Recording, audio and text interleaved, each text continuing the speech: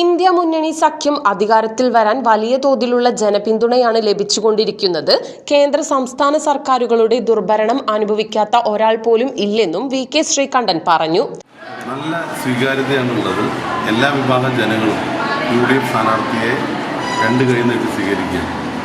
ഇന്ത്യയിലെയും കേരളത്തിലെയും രാഷ്ട്രീയ സ്ഥിതിഗതികൾ യു.ഡി.എഫിനും ഇന്ത്യ സഖ്യത്തിനും വളരെ അനുകൂലമാണ്. കാരണം കേന്ദ്ര സർക്കാരിൻ്റെയും സംസ്ഥാന സർക്കാരിൻ്റെയും ജനദ്രോഹം ഏൽക്കാത്തവരും അനുഭവിക്കാത്തവരുമായി ആരും നാട്ടിലുണ്ട്. അപ്പോൾ ഒരു മാറ്റം വേണം എന്ന് എല്ലാവരും ആഗ്രഹിക്കുന്നു.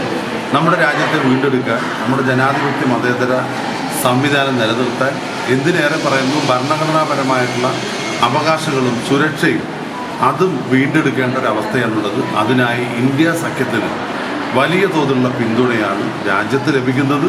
അതിൻ്റെ ഭാഗമായി കേരളത്തിൽ ലഭിക്കുന്നു. കേരളത്തിൽ പിന്നെ ഒരു പ്രത്യേകത കൂടെയുണ്ട്. ഇടതുപക്ഷ ജനാധിപത്യ മുന്നണി ഭരണത്തിൻ്റെ ഏറ്റവും മോശമായ ഒരവസ്ഥയിലാണ് നാട് മുന്നോട്ട് പോകുന്നത്. പാവപ്പെട്ട ആളുകൾക്ക് പെൻഷൻ ഇല്ലാത്തതും, അതുപോലെ വിദ്യാർത്ഥികൾ, യുവജനങ്ങൾ തൊഴിലില്ലാത്തതും, ഇങ്ങനെ ഒട്ടേറെ മൗലികമായ പ്രശ്നങ്ങൾ ഈ തെരഞ്ഞെടുപ്പിൽ ചർച്ചയാണ്. അതുകൊണ്ട് ഇടതുപക്ഷ ജനാധിപത്യ മുന്നണിക്കെതിരായ ഗവൺമെൻറ്റിൻ്റെ അഴിമതിയും ധൂർത്തും സ്വജനപക്ഷപാതവും എല്ലാം ഈ തെരഞ്ഞെടുപ്പിൽ ചർച്ചയാകുകയാണ്. അതുകൊണ്ട് രാജ്യത്ത് ഇന്ത്യൻ നാഷണൽ കോൺഗ്രസിൻ്റെ നേതൃത്വത്തിൽ ഇന്ത്യ സഖ്യം അധികാരത്തിൽ വരും. ആ ഒരു പിന്തുണ പാലക്കാടിനുണ്ട്. ഇവിടുത്തെ മതേതര മനസ്സ് യു.ഡി.എഫിൻ്റെ കൂടെയാണ്.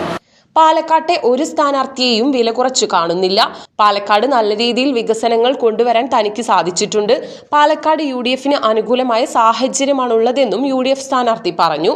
തെരഞ്ഞെടുപ്പിൽ സ്ഥാനാർത്ഥികൾ മുഖ്യ ഘടകമാണ്. ഇവിടെ രണ്ട് മുന്നണികൾ തമ്മിലാണ് മത്സരം. രാഷ്ട്രീയമായ പോരാട്ടമാണ്. നമ്മുടെ രാജ്യം നിലനിൽക്കണോ വേണ്ടേ എന്ന് തീരുമാനിക്കുന്ന തെരഞ്ഞെടുപ്പാണ്. അതിൽ ചെറിയ ശതമാനം സ്ഥാനാർത്ഥികളെക്കുറിച്ച് വിലയിരുത്തും. നമുക്കറിയാം, കഴിഞ്ഞ തെരഞ്ഞെടുപ്പിലും ഇതുപോലെ പ്രഗത്ഭരാണെന്ന് പറഞ്ഞ് അവതരിപ്പിച്ചവർ തന്നെയാണ് മത്സരരംഗത്തുണ്ടായത്. അതിൽ നിന്നും ഒട്ടും സ്ഥിതി വ്യത്യസ്തമല്ല. 5 വർഷം MP ആയ എനിക്ക് ഒരു ജനപ്രതിനിധി എന്നുള്ളത് വളരെ ആത്മാർത്ഥമായി പാലക്കാടിന് വേണ്ടി, പാലക്കാട്ടെ ജനങ്ങൾക്ക് വേണ്ടി പ്രവർത്തിക്കാൻ കഴിഞ്ഞിട്ടുണ്ട്. അതും ഈ തെരഞ്ഞെടുപ്പിൽ ജനങ്ങൾ വിലയിരുത്തും. തിങ്കളാഴ്ച പട്ടാമ്പി അസംബ്ലി മണ്ഡലത്തിലായിരുന്നു സ്ഥാനാർത്ഥിയുടെ പര്യടനം. പട്ടാമ്പിയിലെ ആദ്യഘട്ട പര്യടനം കൂടിയായിരുന്നു ഇത്.